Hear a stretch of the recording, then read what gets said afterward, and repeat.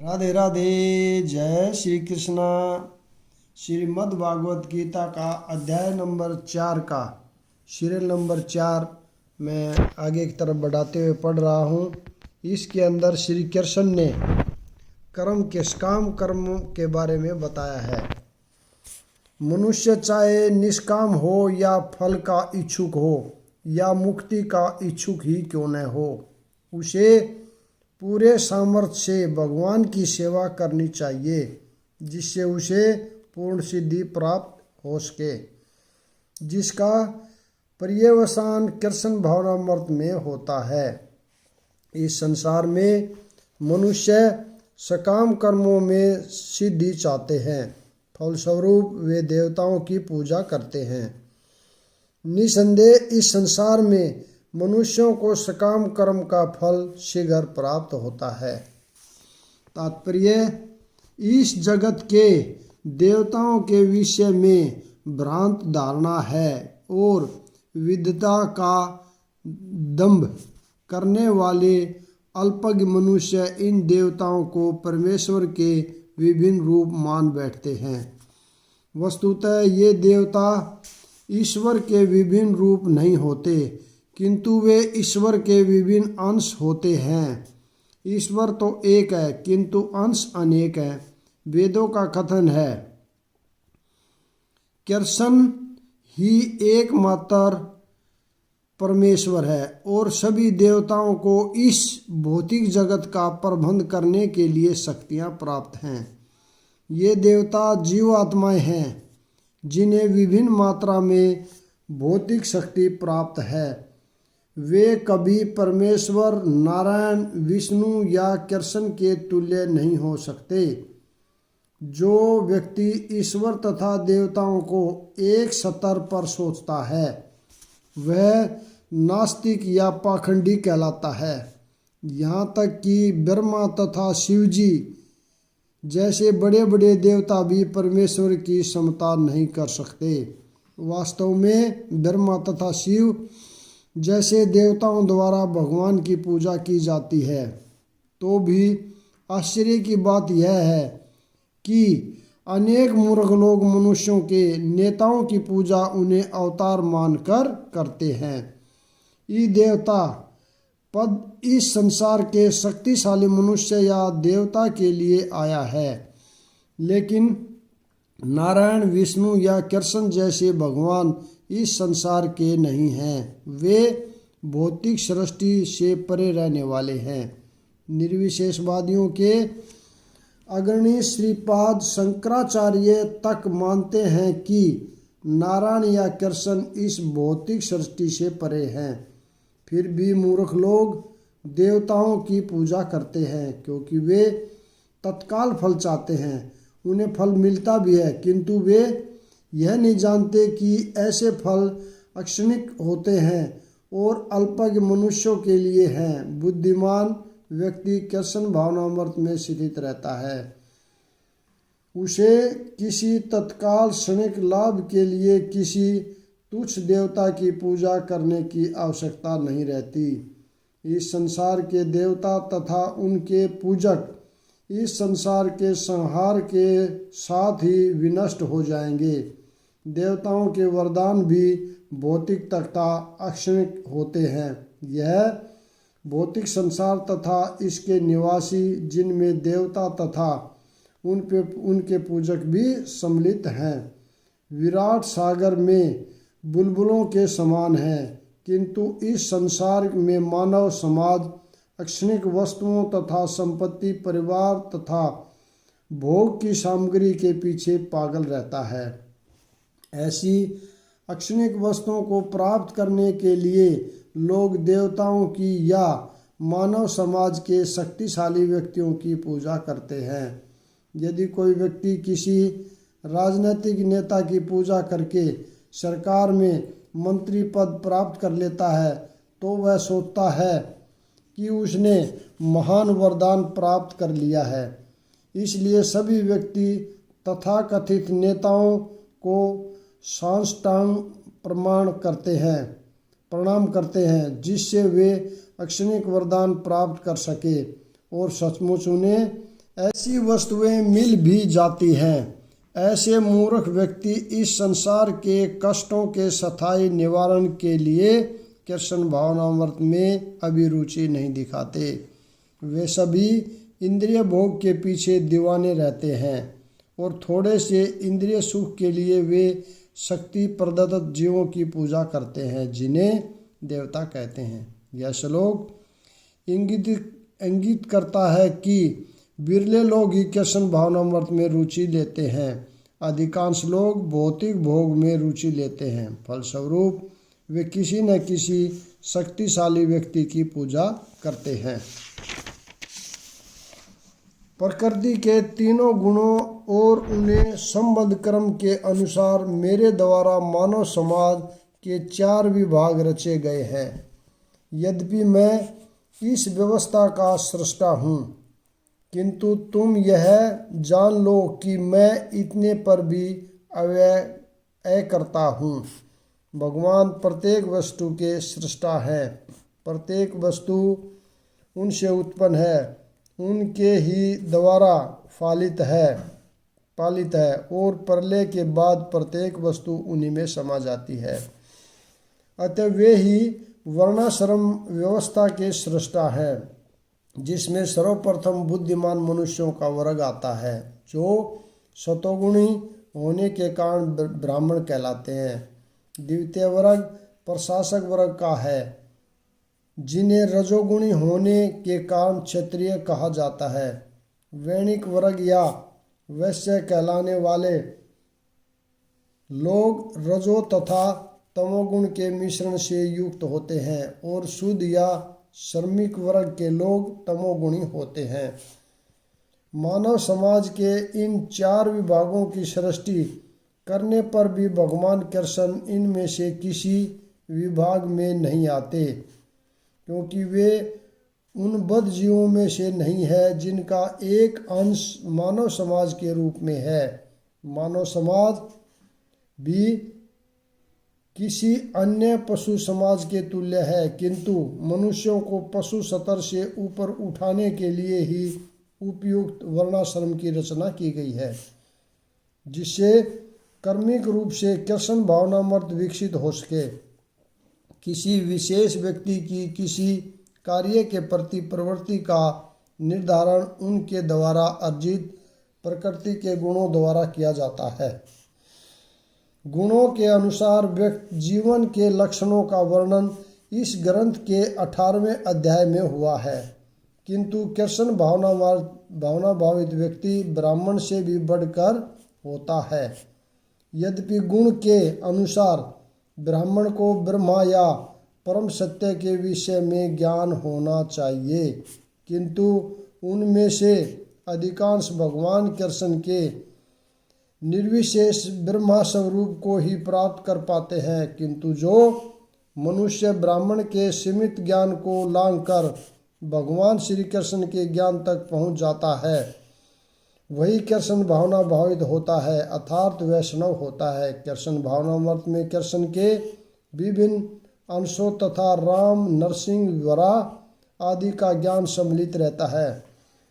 और जिस तरह कृष्ण मानव समाज की इस चातुर्य वर्ण प्रणाली से परे है, उसी तरह कृष्ण भावनामृत व्यक्ति भी इस चातुर्य वर्ण प्रणाली से परे होता है। चाहे हम इसे जाति का विभाग कहें, चाहे राष्ट्र या अथवा संप्रदाय का। मुझ पर किसी कर्म का प्रभाव नहीं पड़ता, न ही मैं कर्म फल की कामना करता हूँ।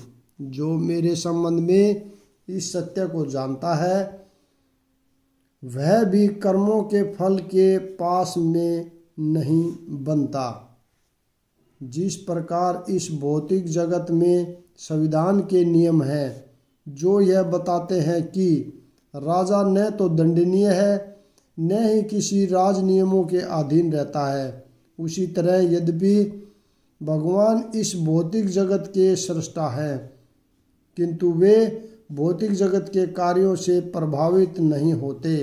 सृष्टि करने पर भी वे इससे पृथक रहते हैं, जबकि जीवात्माएं भौतिक कार्यकलापों के काम कर्म फलों में बंधी रहती है, क्योंकि उनमें प्राकृतिक साधनों पर प्रभुत्व दिखाने की प्रवृत्ति रहती है। किसी संस्थान का स्वामी कर्मचारियों के अच्छे बुरे कार्यों के लिए उत्तरदायी नहीं, कर्मचारी इसके लिए स्वयं उत्तरदायी होते हैं। जीवात्माएं अपने अपने इंद्रिय तृप्ति कार्यों में लगी रहती है, किंतु वे कार्य भगवान द्वारा निर्दिष्ट नहीं होते। इंद्रिय तृप्ति की उत्तरोत्तर उन्नति के लिए जीवात्माएं इस संसार के कर्म में प्रवृत्त हैं और मृत्यु के बाद स्वर्ग सुख की कामना करती रहती हैं। स्वयं में पूर्ण होने के कारण भगवान को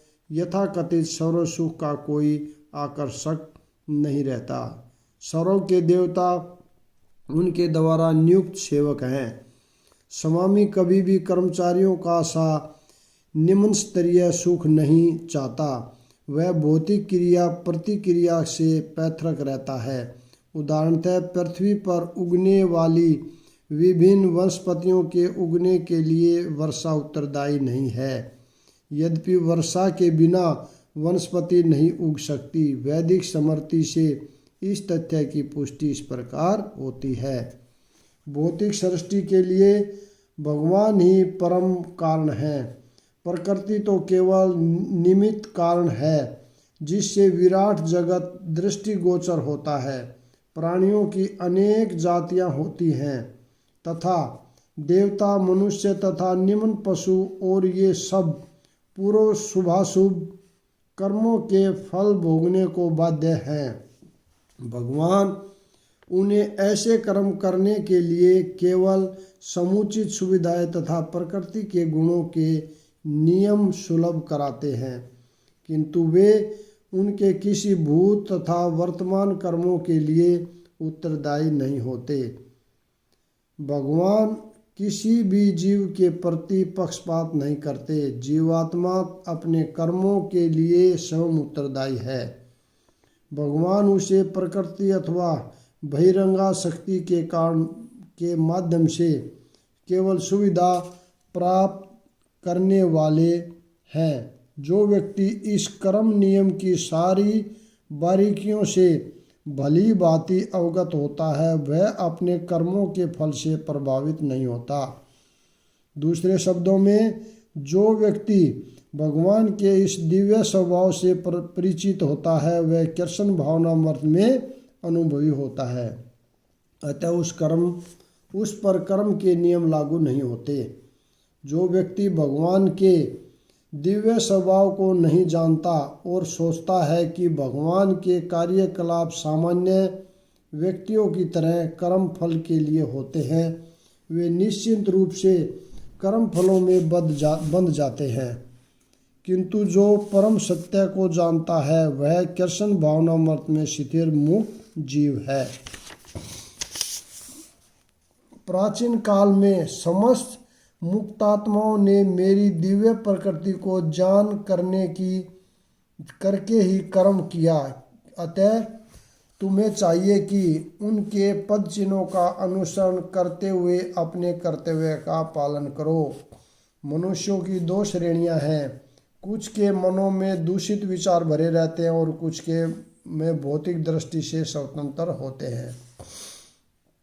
कृष्ण भावनामृत इन दोनों श्रेणियों के व्यक्तियों के लिए समान रूप से लाभप्रद है। जिनके मनों में दूषित विचार भरे हैं, उन्हें चाहिए कि भक्ति के अनुष्ठानों का पालन करते हुए कर्मिक शुद्धिकरण के लिए कृष्ण भावनामृत को ग्रहण करें।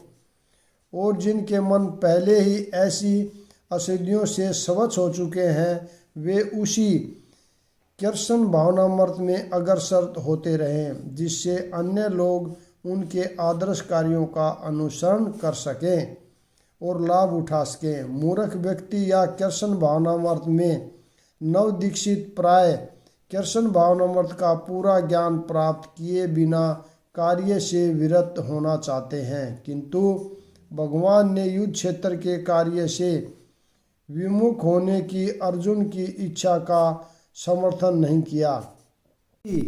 यह जाना जाए कि किस तरह कर्म किया जाए। कृष्ण भावनामृत के कार्यों से विमुख होकर एकांत में बैठकर कृष्ण भावनामृत का प्रदर्शन करना कृष्ण के लिए कार्य में रत होने की अपेक्षा कम महत्वपूर्ण है। यहाँ पर अर्जुन को सलाह दी जा रही है कि वह भगवान के अन्य पूर्व शिष्यों तथा सूर्यदेव विवस्वान के पद चिन्हों का अनुसरण करते हुए कृष्ण भावनामृत में कार्य करे। अतः वे उसे सूर्यदेव के कार्यों को संपन्न करने के लिए आदेश देते हैं, जिसे सूर्यदेव ने उनसे लाखों वर्ष पूर्व सीखा था। यहाँ पर भगवान कृष्ण के ऐसे सारे शिष्यों का उल्लेख पूर्ववर्ती मुक्त पुरुषों के रूप में हुआ है, जो कृष्ण द्वारा नियत कर्मों को संपन्न करने में लगे हुए थे। कर्म क्या है, अकर्म क्या है, इसे निश्चित करने में बुद्धिमान व्यक्ति भी मोहग्रस्त हो जाते हैं। अतएव मैं तुमको बताऊंगा कि कर्म क्या है, जिसे जानकर तुम सारे अशुभ से मुक्त हो सकोगे। कृष्ण भावनामृत में जो कर्म किया जाए वह पूर्ववर्ती प्रामाणिक भक्तों के आदर्श के अनुसार होना चाहिए। इसका निर्देश श्लोक में किया गया है। ऐसा कर्म स्वतंत्र क्यों नहीं होना चाहिए, इसकी व्याख्या अगले श्लोक में दी गई है। कृष्ण भावनामृत में कर्म करने के लिए मनुष्य को उन प्रामाणिक पुरुषों के नेतृत्व का अनुगमन करना होता है, जो गुरु परंपरा में हो। जैसा कि इस अध्याय के प्रारंभ में कहा जा चुका है, कृष्ण भावनामृत पद्धति का उपदेश सर्वप्रथम सूर्यदेव को दिया गया, जिन्होंने इसे अपने पुत्र मनु से कहा। मनु ने इसे अपने पुत्र इक्ष्वाकु से कहा और यह पद्धति तब से इस पृथ्वी पर चली आ रही है।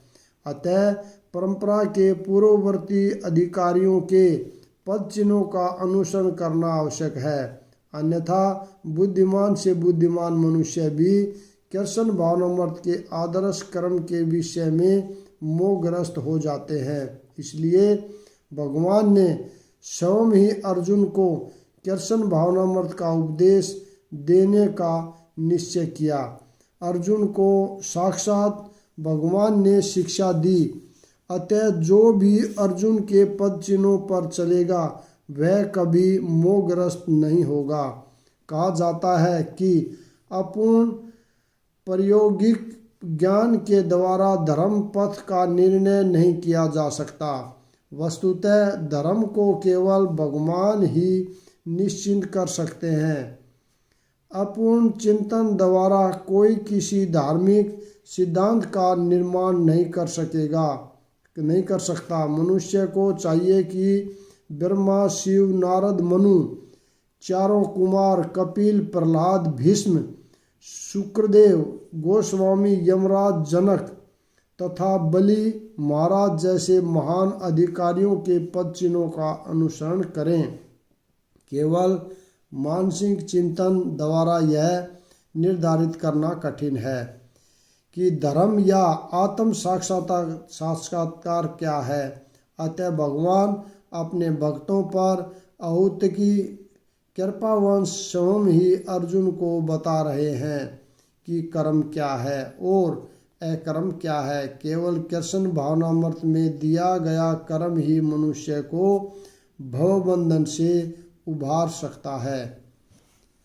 कर्म की बारीकियों को समझना अत्यंत कठिन है। अतः मनुष्य को चाहिए कि वह यह ठीक से जाने कि कर्म क्या है, विकर्म क्या है और अकर्म क्या है।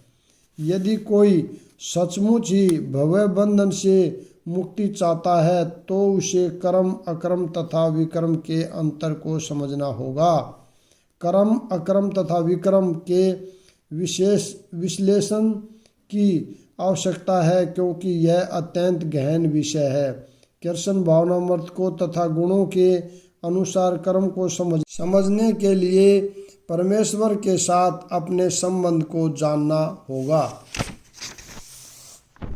दूसरे शब्दों में, जिसने यह भली भांति समझ लिया है कि वह जानता है कि जीवात्मा भगवान का नित्य दास है और फल स्वरूप उसे कृष्ण भावनामृत में कार्य करना है, संपूर्ण भगवत गीता का यही लक्ष्य है।